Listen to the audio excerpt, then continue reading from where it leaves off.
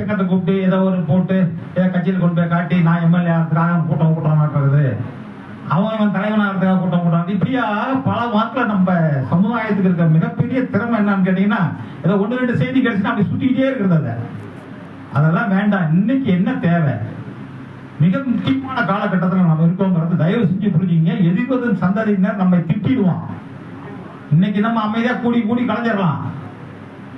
இன்னைக்கு ஜாதிவாரி கணக்கெடுப்புன்னு ஒண்ணு நடத்த போறான். இந்தியாவே ஒத்துக்குச்சு. இந்திய நாட்டில் சட்டப்படியே ஜாதிவாரி கணக்கெடுப்பு ஒத்துக்குச்சு. முன்னெல்லாம் பாராளுமன்றத்தில் நம்ம ஒரு நிமிஷம் தம்பி ஒரு நிமிஷம் முன்னெல்லாம் சட்டத்துல சாதியை முன்னெடுத்து கொண்டு வந்தாக்க சட்டத்துல கீழே தள்ளிடுவான். சுப்ரீம் கோர்ட்டு ஜாதின்னு வந்தாலே தள்ளி போடுவான். இப்பெல்லாம் சுப்ரீம் கோர்ட்டே ஜாதியை சொல்றான்.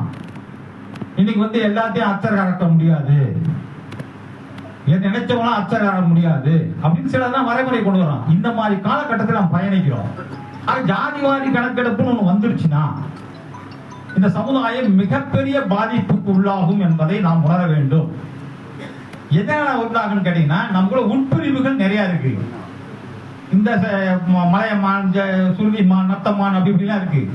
இதுக்கு நம்ம மக்களுக்கு ஒரு விழிப்புணர்ச்சி உண்டாக்கணும். முதல் வேலையா அதை தயவு செஞ்சு செய்யணும். இந்த சங்கம் பார்த்தவங்க கூட நத்தமான், பார்த்தவங்க கூட மலையமான், அப்பதான் எண்ணிக்கை கொஞ்சம் ஸ்ட்ராங்கா வரும்.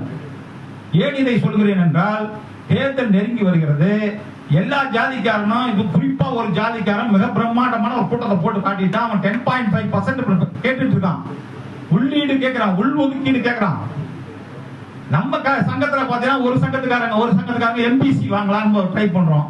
ஒரு சங்கத்துக்காரங்க என்ன பண்றாங்க, நம்ம எவ்வளவு நாளைக்கு நம்ம ஆண்ட பரம்பரையா, நம்மள ராஜ பரம்பரையா, சத்திரியா, நம்ம ஃபார்வர்ட்ல இருக்கலாம். ஏமா இதெல்லாம் நமக்கு தேவையில்லாத வேலை.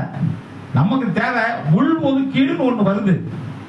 அவன் 10.5% கேட்கிறான். நான் யார சொல்றேன்னு உங்களுக்கு தெரியும், வன்னியரை சொல்றேன். நான் மிகப்பெரிய ஒரு அதிர்வை உண்டாக்கி இருக்கான் தமிழ்நாட்டுல.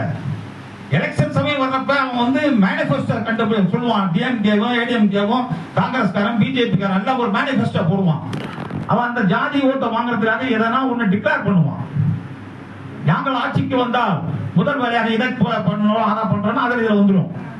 அந்த மாதிரி சூழ்நிலையில நம்ம சமுதாயம் ஒதுக்கப்பட்டு விடக்கூடாது என்பதை நீங்கள் மனதில் கொள்ள வேண்டும்.